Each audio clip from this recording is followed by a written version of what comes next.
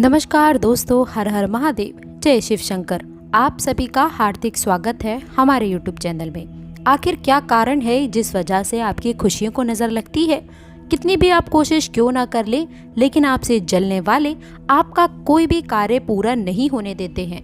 और दोस्तों, आपके साथ में भी क्या ऐसा होता है कि अब आपको लगने लगा है कि भगवान भी अब आपकी नहीं सुनता है और ईश्वर इतना निर्दयी कैसे हो गया? वो केवल उन्हीं की सुनने लगा जो लोगों का बुरा करते हैं, उनसे ईर्ष्या की भावना करते हैं। जी हाँ दोस्तों, आप सभी का एक बार फिर से मैं स्वागत करती हूँ। आज मैं आपकी राशि के बारे में कुछ ऐसी जानकारी देने वाली हूँ जो आपके जीवन को बदलने में पूरी तरह से सहायक होने वाली है। दोस्तों, इसमें हम बात करेंगे आपकी खुशियों को नज़र क्यों लगती है और आपका भाग्य उदय आखिरकार कब होगा। यानी कि दोस्तों, प्रत्येक व्यक्ति ये सोचता है कि उसका भाग्य उदय कब होगा और कब वो दिन आएगा जब उसकी किस्मत चमक जाएगी, जब हमें ढेर सारा खुशियाँ मिलेगा, धन मिलेगा, हर खुशी हमारे पास होगी, हर भौतिक चीज़ हमारे पास होगी। तो वीडियो को अंत तक देखें। आज की इस वीडियो में संपूर्ण जानकारी आज हम आपके राशि से जुड़े हुए जातकों के बारे में बताने वाले हैं। जी हाँ दोस्तों, और दोस्तों, यदि आप चैनल पर पहली बार आए हैं तो चैनल को सब्सक्राइब करने से पहले कमेंट बॉक्स में सच्ची श्रद्धा से हर हर महादेव, जय शिव शंकर, हमारे कष्टों को दूर करो अवश्य लिखिएगा। उसके बाद आप चैनल को सब्सक्राइब करिएगा। और यदि वीडियो में बताई गई संपूर्ण जानकारी आपको पसंद आए तो इसे लाइक करके भी ज़रूर जाइएगा। तो चलिए दोस्तों, अब बिना देरी किए हुए वीडियो को शुरू करते हैं और सबसे पहले जानते हैं कुछ खास बातें जिस कारण से दोस्तों आपकी खुशियों को नज़र लगती है। दोस्तों, आपकी सबसे बड़ी गलती ये है कि आप समस्या का सीधे सीधे सामना करने पर विश्वास तो करते हैं, लेकिन कहीं ना कहीं आप सतर मूर्ख की तरह केवल सर छुपा लेते हैं और बाकी के जीवन में इसी कारण आपको परेशानी का सामना करना पड़ता है। पर कहीं ना कहीं इतना तो है ही कि आप तमाम परेशानियों से लड़ने के लिए हमेशा तत्पर रहते हैं। लेकिन कभी कभार ऐसा होता है कि आवेश में आकर आप कुछ ऐसे कार्य कर देते हैं जिसके कारण आपको भविष्य में बहुत पछतावा होता है।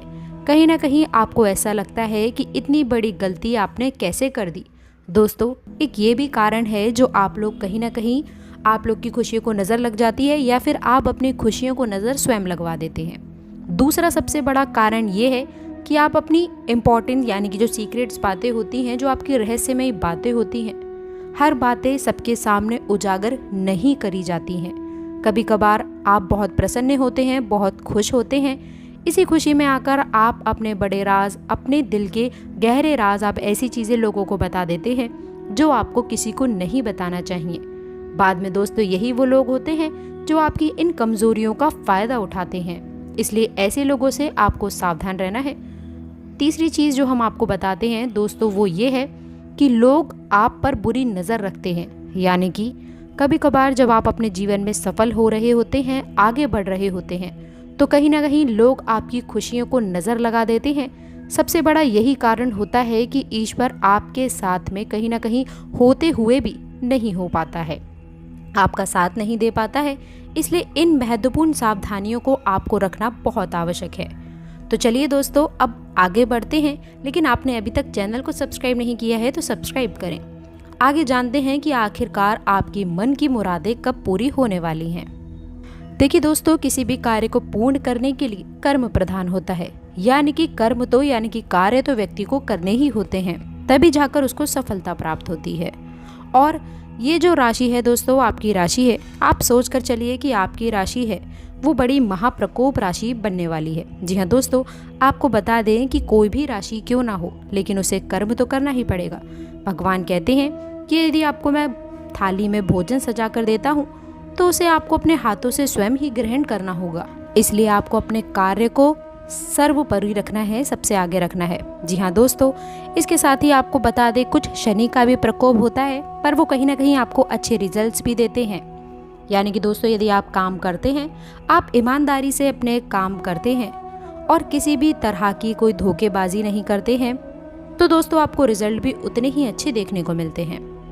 तो आपको सबसे पहले तो सबसे ज़्यादा अपने कामों पर ध्यान देना है। किसी भी चीज़ से पीछे नहीं हटना है। जो भी आप कार्य करते हैं, आप बिजनेस करते हैं, व्यापार करते हैं या नौकरी करते हैं, या फिर आप दुकानदारी ही क्यों ना करते हो, या फिर आप किसी के घर पर ही काम क्यों ना करते हो, लेकिन अपने कार्यों के प्रति निष्ठावान रहने की आवश्यकता है।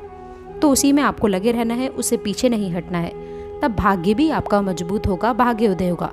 अब कुछ ऐसी चीज़ें भी होती हैं दोस्तों, कुछ ऐसी चीज़ें भी होती हैं जो कहीं ना कहीं आपका भाग्य बहुत मजबूत होता है, जो कि कुंडली में ग्रह की स्थिति से देखा जाता है दोस्तों। ये कि कौन सा भाव के अनुसार आपकी किस प्रकार की उम्र में आपकी किस्मत चमक सकती है। लेकिन दोस्तों ये आपको ध्यान रखना है, मेहनत करनी है, प्रयास करते रहना होगा। आप और जातकों की तुलना में ज़्यादा उन्नति कर सकते हैं, अपने भाग्य को मजबूत कर सकते हैं, अपनी किस्मत को चमका सकते हैं।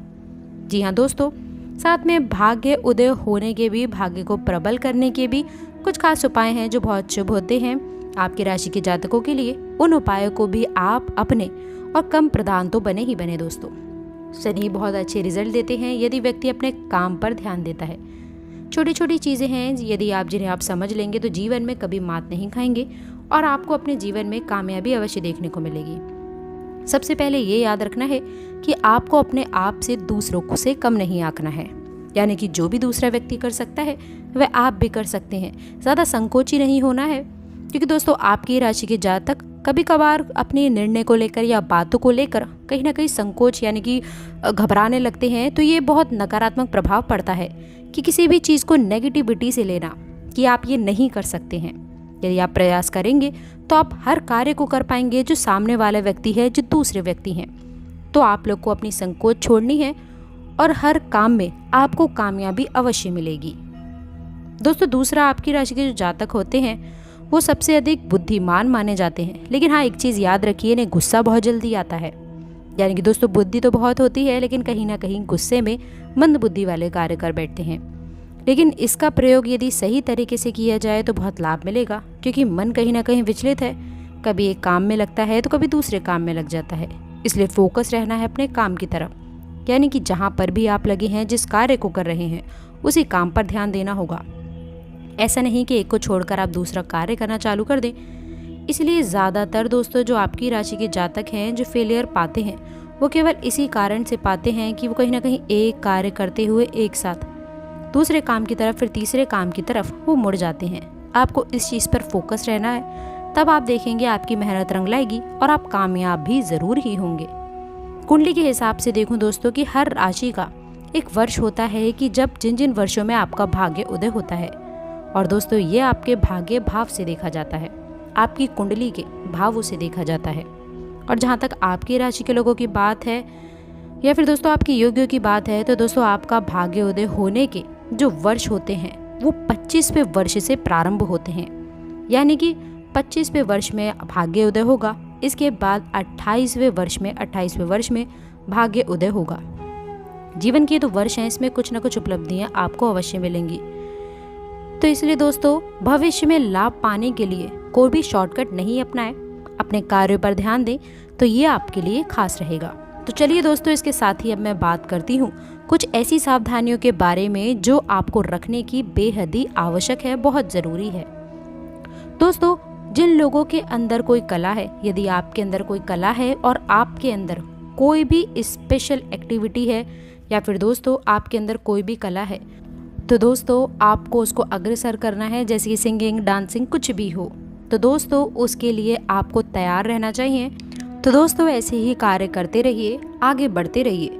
हम ईश्वर से ये प्रार्थना करते हैं कि आपके जीवन में सुख और समृद्धि हमेशा छाई रहे। तो दोस्तों मिलते हैं अगली वीडियो में, तब तक के लिए गुड बाय। और अंत तक जुड़े रहने के लिए आप सभी का बहुत बहुत धन्यवाद। कमेंट बॉक्स में सच्ची श्रद्धा से ओम नमः शिवाय, हर हर महादेव अवश्य लिखें।